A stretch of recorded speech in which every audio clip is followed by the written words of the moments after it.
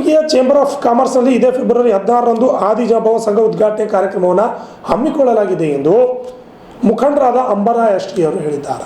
ಇಂದು ಕಲಬುರಗಿಯಲ್ಲಿ ಮಾಧ್ಯಮದವರೊಂದಿಗೆ ಮಾತನಾಡಿದ ಅವರು, ಇದೇ ಫೆಬ್ರವರಿ 16ರಂದು ಈ ಕಾರ್ಯಕ್ರಮವನ್ನು ಹಮ್ಮಿಕೊಳ್ಳಲಾಗಿದೆ.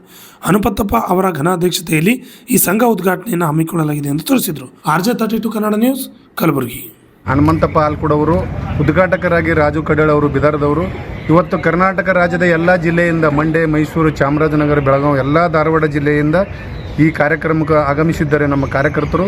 ಈ ಕಾರ್ಯಕ್ರಮದ ಉದ್ದೇಶ ಏನಪ್ಪ ಅಂದ್ರೆ, ಇವತ್ತು ಸಂವಿಧಾನ ಜಾಗೃತಿ ಸಮಾವೇಶ, ಸಂವಿಧಾನ ಜಾಗೃತಿ ಮತ್ತು ಒಳ ಮೀಸಲಾತಿ ಕುರಿತು ಒತ್ತಾಯ. ಸರ್ಕಾರಕ್ಕೆ ನಾವು ಒಳ ಮೀಸಲಾತಿ ಸಲುವಾಗಿ ಸುಮಾರು ವರ್ಷಗಳಿಂದ 30 ವರ್ಷಗಳಿಂದ ಹೋರಾಟ ಮಾಡ್ತಾ ಇದ್ದೇವೆ.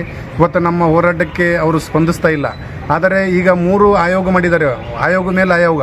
ಆ ಆಯೋಗದ ಮೇಲೆ ಆಯೋಗ ಮಾಡಿದ್ರೆ ನಮ್ಗೆ ಅನುಮಾನ ಹೊಂಟಿದೆ, ಸರ್ಕಾರ ಇವರು ಮಾಡ್ತಾರೆ ನಿಲ್ಲೋ ಅಂತೇಳಿ. ಅದಕ್ಕಾಗಿ ಇವತ್ತು ಆ ಕಾರ್ಯಕ್ರಮ ಪೂರ್ವ ಸಿದ್ಧತೆ ಸಭೆಯಲ್ಲಿ ಒಂದು ನಿರ್ಧಾರ ಮಾಡಕತ್ತಿದ್ದೆವು.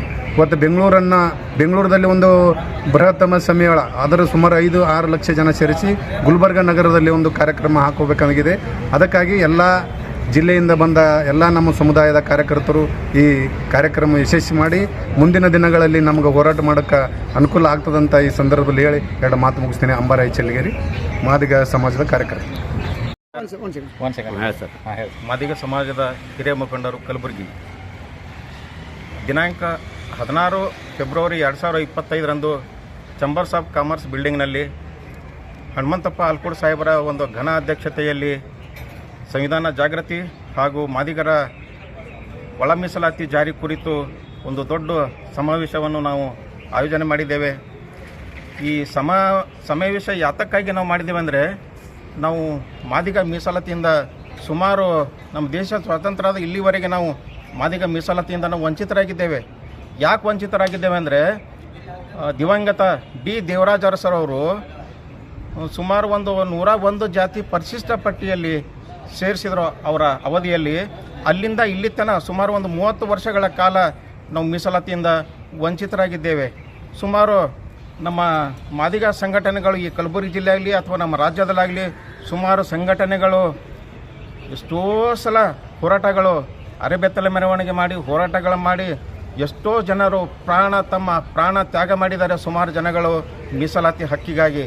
ಅದಕ್ಕಾಗಿ ಇಷ್ಟೆಲ್ಲ ಬಡದಾಡಿದ್ರು ಕೂಡ ಯಾವುದೇ ಆಳುವ ರಾಜ್ಯ ಸರ್ಕಾರ ಅಂದರೆ ಯಾವುದೇ ರಾಜಕೀಯ ಪಕ್ಷದ ರಾಜ್ಯ ಸರ್ಕಾರಗಳು ಸುಮಾರು 30 ವರ್ಷಗಳಿಂದ ನಮ್ಮ ಮಾದಿಗರಿಗೆ ಮೀಸಲಾತಿ ನಾವು ಏನು ಕೇಳ್ತಾ ಇದ್ದೀವಲ್ಲ, ಇದು ಯಾರೂ ಕೊಡುವಂಥ ಒಂದು ಮನಸ್ಸು ಮಾಡ್ತಾ ಇಲ್ಲ. ಇವತ್ತು ಯಾವುದೇ ಮುಖ್ಯಮಂತ್ರಿಗಳಾಗಲಿ ಅಥವಾ ಯಾರೇ ಆಗಲಿ ಈ ನಮ್ಮ ನೋವನ್ನು ಇವತ್ತು ಯಾರೂ ಅರ್ಗಿಸ್ಕೋತಾ ಇಲ್ಲ.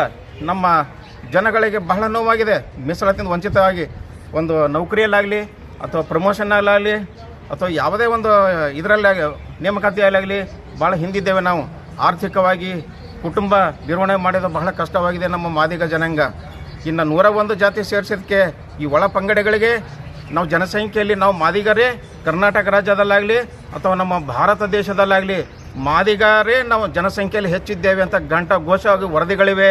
ಆ ವರದಿ ಬೇಕಾದ್ರೆ ತರಿಸಿ ಸರ್ಕಾರಗಳು ನೋಡಿಕೊಳ್ಳಲಿ. ಇಷ್ಟೆಲ್ಲ ಇದ್ದರೂ ಒಂದು ವೇಳೆ ನಮಗೆ ಮಾದಿಗರ ಮೀಸಲಾತಿ ಒಂದು ವೇಳೆ ನೀಡಿದ್ದೆ ಆದರೆ ಕನಿಷ್ಠ ನಮಗೆ 12% ಮೀಸಲಾತಿ ನೀಡಬೇಕು. ಯಾಕಂದರೆ ಸಂಖ್ಯೆಯಲ್ಲಿ ನಾವೇ ಹೆಚ್ಚಿದ್ದೇವೆ. ಈ ಸಂಖ್ಯೆ ಹೆಚ್ಚಿದ್ದೇವೆ ಅಂತ ಎಜೆ ಸದಾಶಿವ ವರದಿ ಕುಲಂಕುಷವಾಗಿ ವರದಿ ನೀಡಿದ್ದಾರೆ. ಎಜೆ ಸದಾಶಿವ ಅವರು, ನ್ಯಾಯಮೂರ್ತಿ ಎಜೆ ಸದಾಶಿವ ಅವರು. ಇವತ್ತು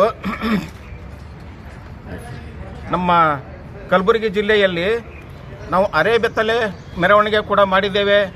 ಅರೆಬೆತ್ತಲೆ ಮೆರವಣಿಗೆ ಮಾಡಿ ಸರ್ಕಾರಕ್ಕೆ ನಾವು ಇವತ್ತು ಚುರುಕು ಮುಟ್ಟಿಸಿದ್ದೇವೆ. ಯಾಕಂದರೆ ಸರ್ಕಾರ ಯಾವ ರೀತಿ ಕುಂಟ ನೆಪ ಮಾಡ್ತದೆ ಅಂದರೆ, ಈಗಾಗಲೇ ನಾಗಮೋಹನ್ ದಾಸ್ರವರ ವರದಿ ಸರ್ಕಾರದಲ್ಲಿದೆ. ಮತ್ತು ಪುನಃ ನಾಗಮೋಹನ್ ದಾಸ್ರವರ ವರದಿನೇ ಎದಕ್ಕೆ ಬೇಕು? ನಾಗಮೋಹನ್ ದಾಸ್ರವ್ರಿಗೆ ನಾನು ಪತ್ರ ಬರೆದಿದ್ದೀನಿ. ಈಗಾಗಲೇ ನೀವು